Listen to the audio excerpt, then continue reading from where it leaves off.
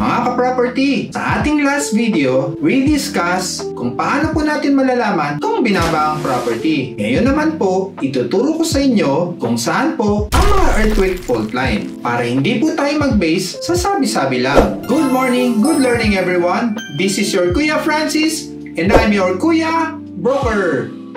Isa sa mga factor na hindi po wise bilhin ang property kung malapit po sa fault line or binabaha. Bukod sa mabagal ang pagtaas ng value, hazard area pa po siya. Parang sa love life, hindi kayo nagpa-progress. May future pa ba tong relationship natin? For quick view, ilalagay ko po ang link sa details below. Makikita po natin sa map kung saan location ang mga fault line. Ayan, i-zoom lang po natin kung saan ang area natin. If you're from Quezon City, Pasig City, Marikina, here po ang dinaanan ng fault line all the way to Bulacan. Kung gusto po natin maging efficient, pwede po tayong pumunta sa PhilBox office sa Diliman, Quezon City. Just bring your ID, copy of title, at kung meron po tayong tax mapping from the City Hall. May konting fee lang po, pero magkakaroon po tayo ng certificate kung saan malalaman po natin kung gaano po tayo kalayo sa earthquake fault line. So mga ka-property, malapit po ba ang bahay natin sa fault line? Pakisulat naman po ang inyong kasagutan sa comment section below. Lagi po natin tatandaan, lagi pong lamang ang may alam. Again, this is your Kuya Broker. God bless po sa ating lahat.